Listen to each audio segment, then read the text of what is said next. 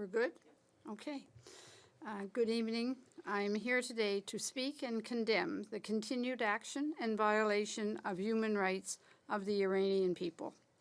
I'm joined today by Mr. Shahram Golestaneh, President of the Iran Democratic Association, and Mr. Struan Stevenson, current President of the Friends of a Free Iran intergroup author and international lecturer on the Middle East and human rights.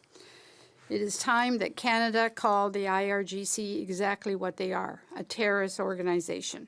And I stand here today calling for Canada to do that, but also calling for other democratic countries, including the UN, to also name the IRGC for what they are, a terrorist organization.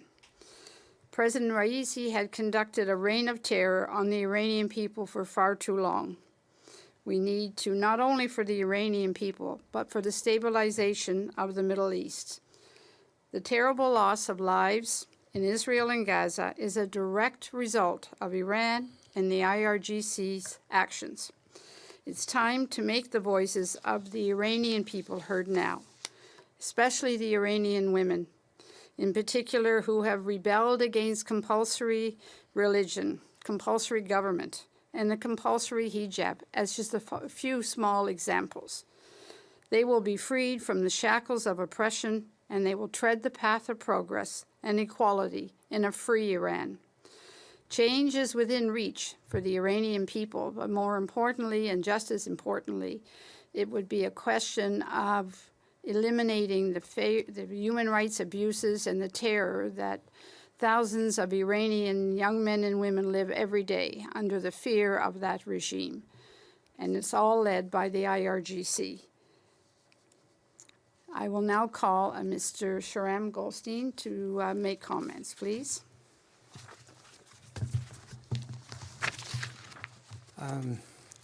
Thank you, Honorable Sgro.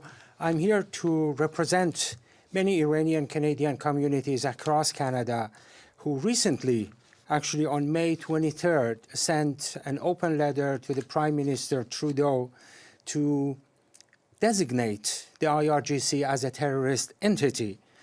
On behalf of 25 Iranian Canadian communities in Canada, that expression that the need for action is more important than ever.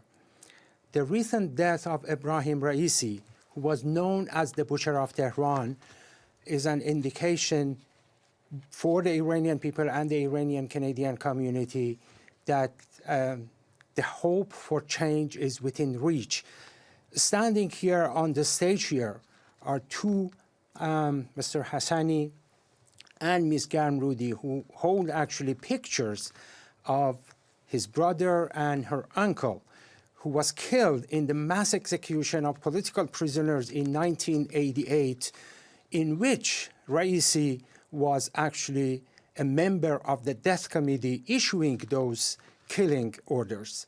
So by that, I'm trying to convey to the Canadian government that the time to act is now. The world without the IRGC and without the Iranian regime would be a much safer place, a much better place for the Iranian people and for the world community. And so I reiterate the need for the designation, for expelling the agents of the Iranian regime from Canada, and to support the Iranian people's demand for a secular, non-nuclear republic based on human rights and Universal Declaration of Human Rights in Iran. Thank you so much. I now ask Mr. Struan Stevenson to give the speech. Thank you. Thank you very much, and thank you, Judy Sgro, and thank you, Shahram, for coming here and for your fine introductory words. I am very pleased to come to Canada again this year, and right now in particular, because when I heard that the Canadian Parliament had unanimously voted to blacklist the IRGC, and that included Prime Minister Trudeau, I thought this is the turning point. Now it's up to the executive branch, it's up to the Canadian government to fulfill that undertaking, to blacklist the IRGC, as you've heard from Judy Sgro and from Shahram. The reason that we need to do that now is because the IRGC are not only the sponsors of international terror, they are the sponsors of all the conflict taking place in the Middle East at the present time. We now have absolutely hard factual evidence about how they supply drones, ballistic missiles, cruise missiles to the Houthi rebels in Yemen, who have attacked on 50 occasions now commercial shipping in the Gulf of Aden and the Red Sea. And that was after the Biden administration took the Houthis off the international terror list in 2021. Thankfully, they have replaced them on that terror list in February this year. But that shows how misguided international governments in the West can be over what is going on in Iran. The IRGC are the people who have been sponsoring, financing, and training the people that manufacture the drones that are being sent to Vladimir Putin for his illegal war in Ukraine, using them to bomb civilian population in the Ukrainian war. The IRGC are behind the sponsorship, training, and financing of Bashar al-Assad's civil war in Syria. They are behind the Hezbollah terrorist group in Lebanon. We know now for sure that they, IRGC and Ebrahim Raisi and Ayatollah Ali Khamenei, were the people who ordered Hamas to strike Israel on the 7th of October on that horrific massacre of Israeli citizens. So to all those protesters who are protesting about the war in Gaza, I say to them, go to Tehran and make your protests there. They are the people that started that conflict. So the IRGC, they have sponsored terror here in Canada, where they employed and paid for Hell's Angels to carry out surveillance with, I presume, the intention to assassinate supporters of the Mujahideen-e-Khalq, the main democratic opposition, the National Council of Resistance of Iran, the main democratic opposition to the mullah's regime. They were behind the attempted bomb attack where they used a registered Iranian diplomat, Asadollah Assadi, who was a diplomat in their Vienna embassy in Austria, and he was sent from Tehran with a professionally manufactured half-kilo bomb to Europe and caught handing it over to three co-conspirators to come and blow up a rally that Judy Sgro and myself and Shahram attended in Paris in 2018.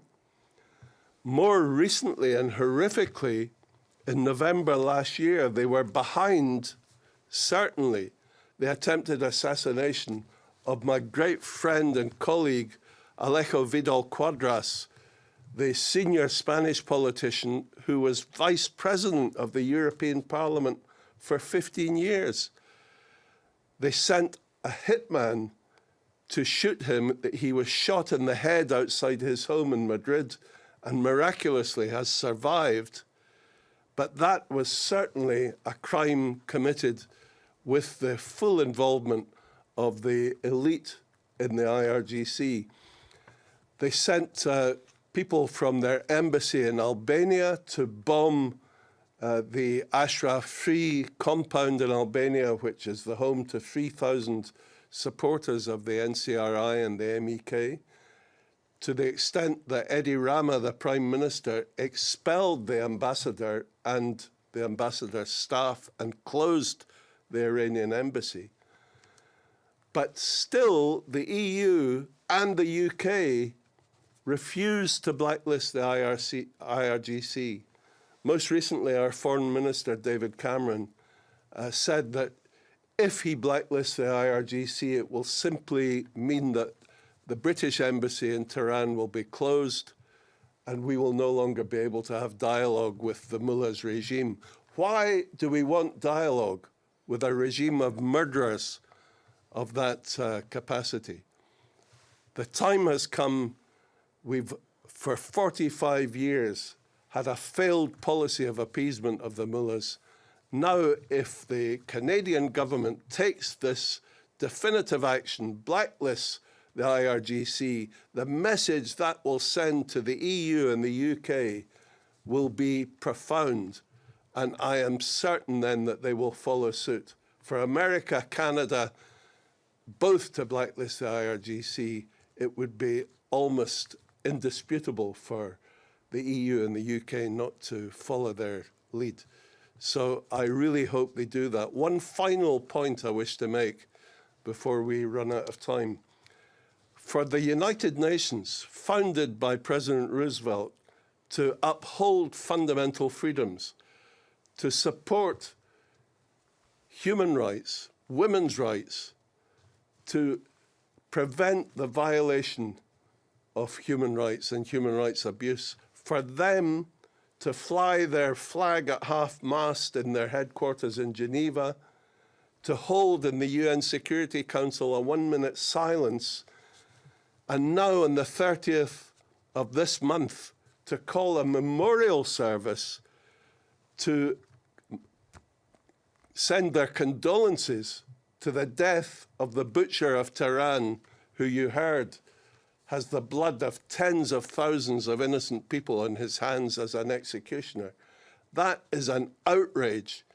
And if they go ahead with this, it will undermine permanently the values that the world believes the UN should portray. So I hope this message gets across to the head of the UN Security Council and to the head of the UN General Assembly. Thank you very much. Thank you. I believe our time is up. I want to thank my colleagues for coming, and as we move forward, we will keep our fingers crossed and hope and pray that Canada does the right thing and labels the IRGC as a terrorist organization, and also uses whatever other tools we have, and the government has a variety of tools that can be used. Deportation is always there, which continues to happen, I know, every day, of senior people that are proven to be part of the IRGC and living in Canada. Cancellation of passport. There's a variety of tools, and I'm calling on Canada to use all of the tools that they have to finally make an attempt to close down the IRGC. Thank you very much. Thank you. Thank you. Have a question, please use the raise hand function. This concludes the press conference. Thank you. Thank you. Thank you very much. Thank you. Thank you Give very me my notes. It's here. Oh, you've There you got go. them. Thanks very much.